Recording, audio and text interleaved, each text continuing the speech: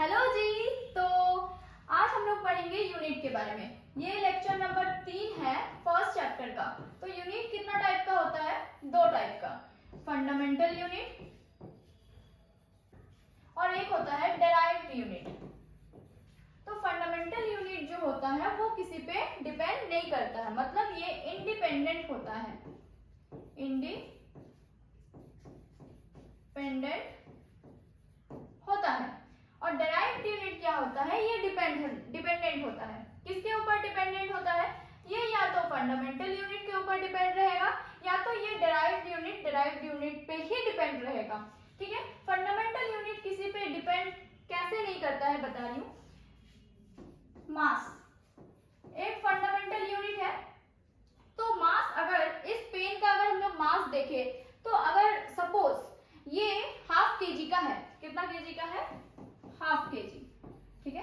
ये half KG का मास का एक पेन है। इसको हम लोग अभी डिटरमाइन किए और आफ्टर 1 ईयर इसको फिर से डिटरमाइन कर रहे हैं कि इसका मास क्या होगा। तो क्या मास चेंज होगा या हाफ केजी ही रहेगा? ऑब्वियसली हाफ केजी ही रहेगा। इसका लेंथ में कोई चेंज आएगा? अगर हम लोग इसको सही सलामत रखें तो इसका लेंथ में भी कोई चेंज नहीं आएगा। तो ये हुआ मास जो टाइम पे भी डिपेंड नहीं किया और लेंथ पे भी डिपेंड नहीं किया। टाइम मतलब हो गया 1 ईयर पे वो डिपेंड नहीं किया और लेंथ इसका ना छोटा हुआ ना बड़ा हुआ, जो था एज वेल एज सेम था। ठीक है। तो ये हो गया, ये इंडिपेंडेंट कैसे हुआ। इसके बाद 7 फंडामेंटल यूनिट्स होता है। कितना होता है? 7 फंडामेंटल यूनिट। पहला क्या है? मास। मास को हम लोग कैपिटल एम से रिप्रेजेंट करते हैं और इसका ऐसा यूनिट केजी होता है। ठीक है। इसके बाद लेंथ को हम लोग स्मॉल एम से डिनोट करते हैं और इसका ऐसा यूनिट जो होता है वो मीटर हो जाता है। ठीक है। इसके बाद टाइम को हम लोग स्मॉल टी से रिप्रेजेंट करते हैं और इसका ऐसा यूनिट हो जाता है सेकेंड। इसके टेम्परेचर को हम लोग कैपिटल टी से रिप्रेजेंट करते हैं और इसका ऐसा यूनिट हो जाता है केल्विन। ठीक है। इसके बाद amount of substance,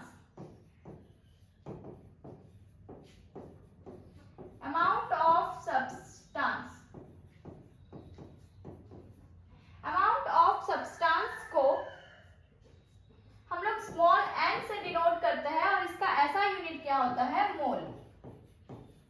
amount of substance को हम लोग एन से डिनोट करते हैं, मतलब स्मॉल एन, और इसका ऐसा यूनिट क्या हो जाता है? मोल। इसके बाद होता है क्या? Current, electric current. इसका सिंबल हो जाता है आई, कैपिटल आई, और इसका जो ऐसा यूनिट होता है वो एम्पियर। इसके बाद हम लोग पढ़ेंगे लुमिनियस इंटेंसिटी।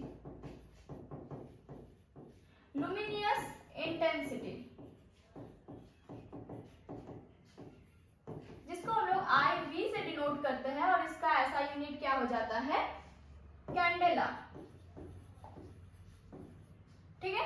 ये 7 फंडामेंटल यूनिट्स होते हैं हमारे पास जो किसी पे भी डिपेंड नहीं करते हैं। इसके अलावा हम लोग कुछ प्रीफिक्स के बारे में पढ़ते हैं जो एसआई सिस्टम में यूज होता है।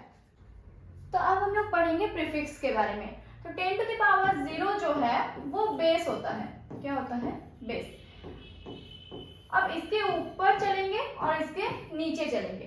तो ऊपर कौन आएगा? 10 आएगा, जिसका नाम होता है डेका। 10 टू द पावर 2 को हेक्टो बोलते हैं, 10 टू द पावर 3 को किलो बोलते हैं, 10 टू द पावर 6 को मेगा बोलते हैं, 10 टू द पावर 9 को गीगा, 10 टू द पावर 12 को टेरा, 10 टू द पावर 15 को पेटा, 10 टू द पावर 18 को एक्सा, 10 टू द पावर 21 को जेटा, 10 टू द पावर 24 को योटा। मतलब आप ऐसे भी याद कर सकते हो कि deca, hecto, kilo, mega, giga, tera, peta, exa, zetta, yotta. ठीक है। अब आते हैं हम लोग का स्मॉलर यूनिट्स में। मतलब 10 टू द पावर -1 को डेसी बोलते हैं, 10 टू द पावर -2 को सेंटी बोलते हैं, 10 टू द पावर -3 को मिली बोलते हैं, 10 टू द पावर -6 को माइक्रो, 10 टू द पावर -9 को नैनो, 10 टू द पावर -12 को पिको, 10 टू द पावर -15 को फेम्टो और 10 टू द पावर -18 को येट्टो, 10 टू द पावर -21 को जेप्टो और 10 टू द पावर -24 को येट्टो।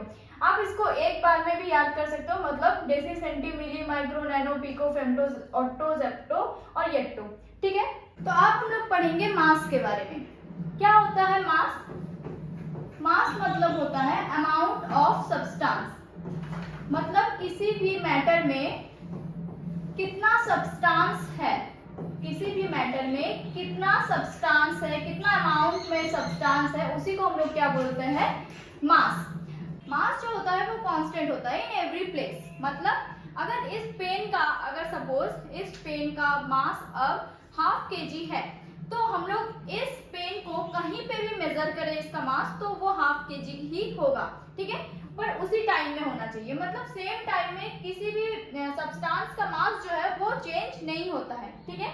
तो ये होता है मास। मास का ऐसा यूनिट तो हम लोग पहले ही पढ़े, क्या होता है, केजी, मतलब किलोग्राम। मास का ऐसा यूनिट होता है किलोग्राम। इसका सीजीएस यूनिट होता है सिर्फ ग्राम। ये होता है इसका ऐसा यूनिट, ये होता है इसका सीजीएस यूनिट, ठीक है। इसके बाद हम लोग पढ़ेंगे वेट के बारे में। तो वेट क्या होता है, वेट डिपेंड करता है, किसके ऊपर डिपेंड करता है कि ग्रेविटी कितना है, ठीक है। कोई भी जगह का, कोई भी प्लेस का ग्रेविटी कितना है। ये अर्थ है और यहाँ पे कोई इंसान खड़ा है, ठीक है। ये जो अर्थ के द्वारा जितना ग्रेविटी लगाया जा रहा है ये इंसान पे, वही हो जाता है क्या, वेट। मतलब वेट जो है ग्रेविटी पे डिपेंड करता है। हम लोग का अर्थ का ग्रेविटी जितना है उतना ही हम लोग का वेट होगा, ठीक है।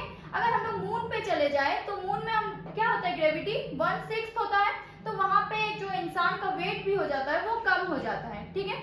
मतलब सेम टाइम में डिफरेंट प्लेसेस में डिफरेंट वेट आएगा। मतलब वेट क्या है, वेरिएबल है, ये कांस्टेंट नहीं है। इसका ऐसा यूनिट क्या होता है, न्यूटन। क्यों न्यूटन होता है, क्योंकि वेट ग्रेविटी होता है, वेट एक्चुअली ग्रेविटी हो रहा है। ये अर्थ इसको जितना ग्रेविटी से खींच रहा है यही इसका वेट हो जाता है। अब ग्रेविटी क्या है, फोर्स है। अब फोर्स का ऐसा यूनिट क्या है, न्यूटन। तो इसका ऐसा यूनिट क्या हो जाता है, न्यूटन। इसका सीजीएस यूनिट होता है डाइन। क्या होता है, डाइन। मास जो होता है उसको हम लोग एनालिटिकल बैलेंस से मेजर करते हैं और वेट को हम लोग वेट मशीन से मेजर करते हैं। तो आज के लिए इतना ही। तो स्टे ट्यून, ओके बाय।